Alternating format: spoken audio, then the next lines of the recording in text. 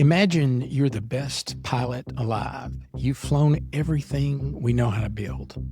Every aircraft, every system, every edge of human engineering is at your command. And then one day, they walk you into a hangar. No cameras, no press, no explanation. And sitting there in front of you is something that we did not build.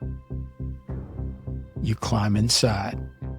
And for the first time in your life, you have no idea what you're looking at. There are no controls that you recognize, no instruments, no throttle, and no stick. Just the shape of two hands pressed into a smooth metal panel, waiting for someone who knows how to use them. And that someone isn't you. Now, this is not a movie. This is what the Defense Intelligence Agency scientists put into the public record. It was reviewed and cleared for release by the Pentagon itself, tasking ask why they couldn't fly it. They may have had it and still couldn't make it respond. His name is Dr. James Lacatski, and after years of investigation, this is what he found. When journalists pressed James Lacatski on what happened inside the craft, what he saw, what he felt, what they found in there, he used one word: delicate. That was it. That was all he would give them. Delicate. Now, I've spent 4 episodes in this material that James Lacatski wrote, and I've read every public transcript, every authorized interview that he took part in. I've tracked down every word that this man has chosen very carefully to say, and carefully not to say. James Lacatski doesn't use his words carelessly. And when a man with 30 years in the Defense Intelligence Agency, a man who designed and ran the largest classified UAP investigation in modern American history, when he uses the word delicate to describe what happened inside the craft, well, you have to ask yourself, what does a man like that find delicate? Now, here's what we know from the public record, and I want to be precise here. This. At a meeting at the United States Capitol building in 2011, Lacatski stated that the United States was in possession of a craft of unknown origin and that they had successfully gained access to the interior of the craft. That this craft was a streamlined configuration suitable for aerodynamic flight, but it appeared to have no engine, no fuel tanks, no fuel, no intakes, no exhaust, no wings, no control surfaces. And it was just a shape and silence. And inside, the impression of 2 hands were pressed into a cold, smooth metal panel. Now, I want to show you something from the official AAWSAP research tasking documents. This is what the Defense Intelligence Agency formally required Lacatski's program to investigate. Technical Study Area 7. Determine what has gone wrong in our attempts to fly loaned or captured craft. Now, read that again. Determine what has gone wrong in our attempts to fly loaned or captured craft. Attempts, plural. They tried. Something went wrong. Every time something went wrong. And that word loaned, not crashed, not recovered, retrieved from a wreckage field, but loaned, as if someone had handed them the keys, and as if there was a transfer, a deliberate act by something on the other side. Now, that word appears in the official DIA research mandate, filed, classified, and later cleared for public release by the Pentagon itself. So, if these accounts are accurate, the question was never simply whether or not they had a craft. The deeper question was, why couldn't they make it respond? To answer that question, I need to take you somewhere else entirely, away from this program, away from the Pentagon, away from the classified documents and the Capitol meetings. East Texas, early 1960, late at night, a man alone in an empty parsonage is cleaning out a room after his congregation has moved on. His name is Lynn Buchanan, and at this point in his life, he's a Methodist minister. He's got no military background, no security clearance, and no connection to any government program. Just a man, alone, in a quiet building. And then something lands in the backyard. He can't move. He's fully awake, but his body just responds. The next thing he knows, he's somewhere else, in a totally white room with 2 rows of seats. A being 7 foot tall, pale, muscular, takes one look at Buchanan and runs away. Runs away from him. A smaller being comes in, takes him toward the front of the craft and shows him something. Not a dashboard, not a screen, not any instrument that he recognizes, but a smooth panel with indentations shaped exactly like human hands. You covered the holes with your fingers, and that's how you flew it. Now, he doesn't know what to make of it. He files it away somewhere deep, and life moves on.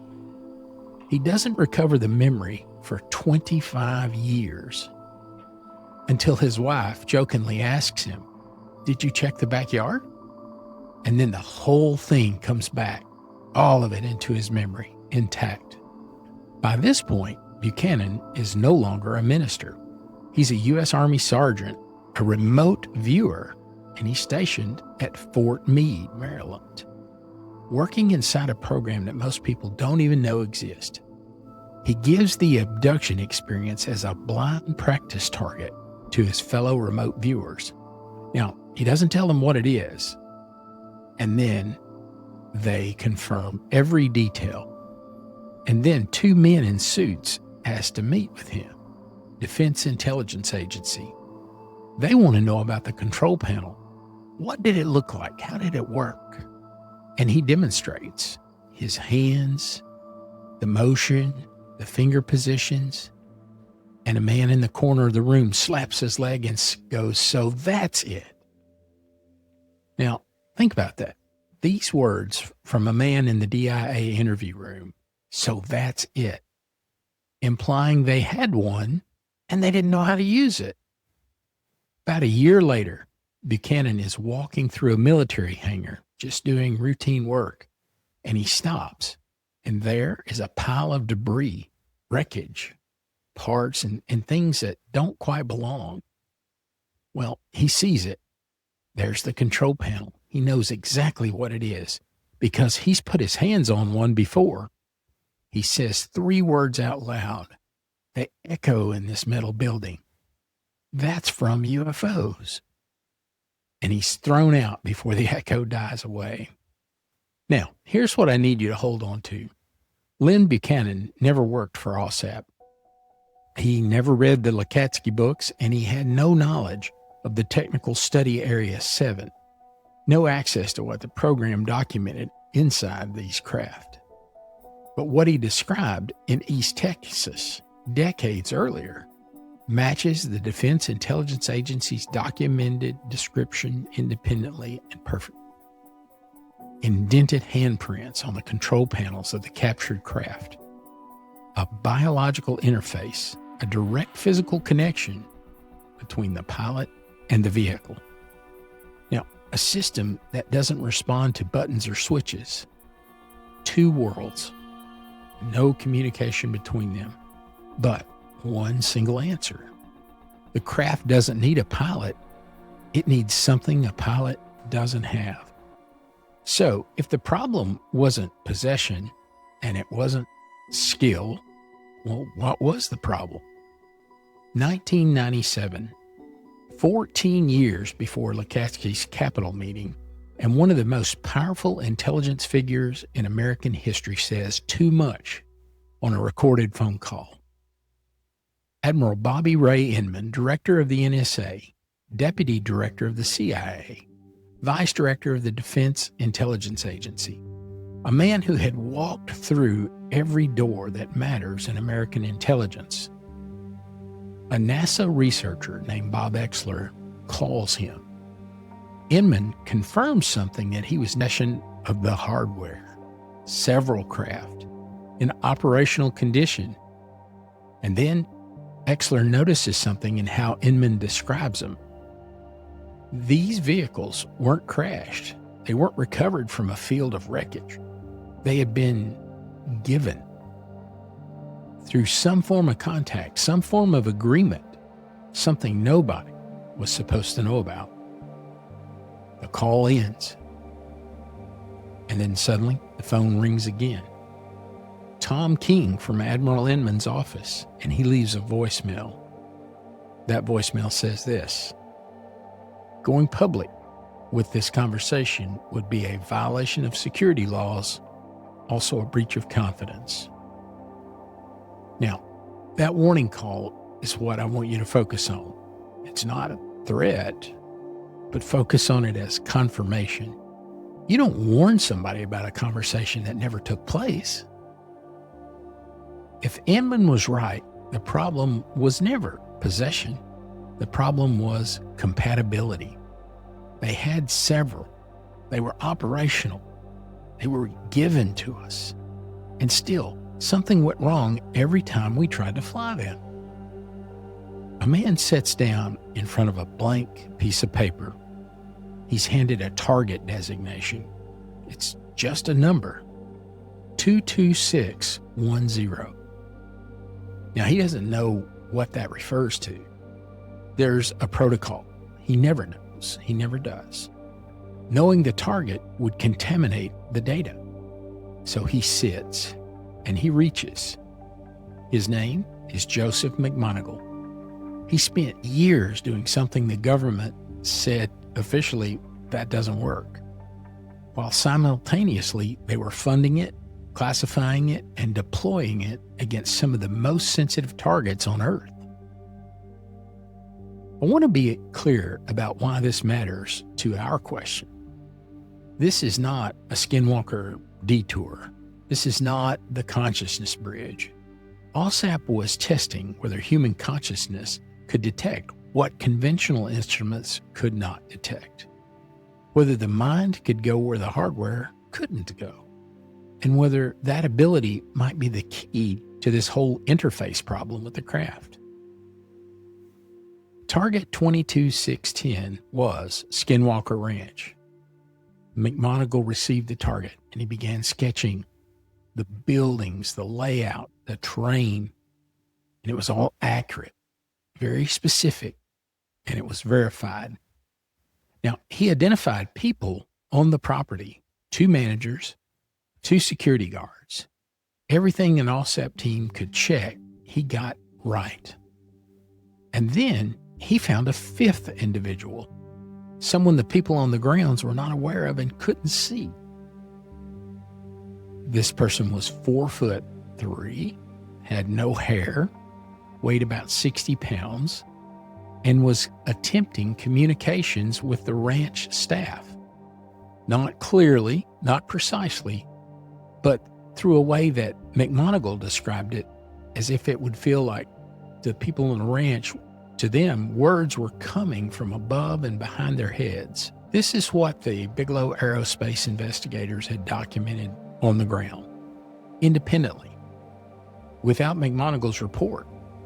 4 separate eyewitnesses in the surrounding area described small figures with long arms and barefoot tracks in the snow that continued right past a 5-foot barbed wire fence without ever breaking stride. There were no signs of jumping or climbing, just continuous footprints. A security officer who reported the clearest conversation an unseen presence in 5 years on that ranch. McMoneagle was in a room with a blank piece of paper. He found something invisible, and the people on the ground had been living alongside of it for years.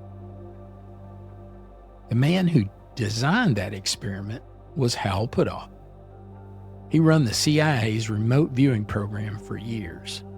And now he was a senior advisor to AAWSAP, Lacatski's program. The same man, both worlds, the human bridge between what the military had learned about consciousness and what the program was trying to understand about the craft. Now, that's not a coincidence. That is architecture. 4 separate trails, Pentagon research mandate, a soldier's account, an admiral's phone call, and a blind remote viewing target, all point toward the same uncomfortable possibility. Maybe the craft wasn't waiting for a better pilot. Maybe it was waiting for a different kind of human. Now, back to that hangar. Back to the pilot standing in front of something that he can't fly. Back to the shape of 2 hands pressed into the panel. The program spent years trying to answer one question. Why couldn't they make the craft respond? And after everything, the physics research and the remote viewing protocols, the brain-machine interface studies, the consciousness projects, they arrived at an answer. It's not the craft that's the problem. It's us. The program's working hypothesis, documented, commissioned, and approved, is that the craft and its pilot function as a single organism. The vehicle's not a machine that you operate from the outside. It is a biomechanical extension of whoever sits in it. It doesn't respond to buttons or throttles or flight surfaces. It responds to something inside us, something in our biological makeup, something in the makeup of the person who's sitting in that seat. Human pilots failed, and not because they weren't skilled pilots. They failed because they weren't the right kind of human. Yet, James Lacatski, the man who got inside the craft, the man who called it delicate, the man who asked the question in that Capitol meeting that no one would answer, said something in an authorized interview that I don't think enough people have noticed. And I'm going to read exactly as he said it. If full human capabilities were known to us right now, the phenomena is not something that we need to fear. Not the craft's capabilities, human capabilities, ours. Now, he's not saying that we need better technology. He's not saying we need a bigger budget or a new office at the Pentagon. He's saying that the barrier between us and that craft isn't the hangar. It's all inside of us. It was silent because we didn't know how to speak to it. And somewhere in a program that no longer officially exists, people were starting to figure out what that means. Now, I started this arc 4 episodes ago with a scientist who disappeared, a program nobody was supposed to know about, and a question that kept getting bigger and bigger the more I looked at it. Now, I'm not going to tell you what's in that craft, and I'm not going to tell you who left it or why they left it or what they wanted in return. I can't. Nobody who's talking can tell you. But I can tell you this: 4 separate trails, a declassified program, a soldier in a hangar, an admiral on a recorded phone call, and a remote viewer with a blank piece of paper all arrived at the same place. The craft is waiting. And whatever it's waiting for, it might be closer than we think.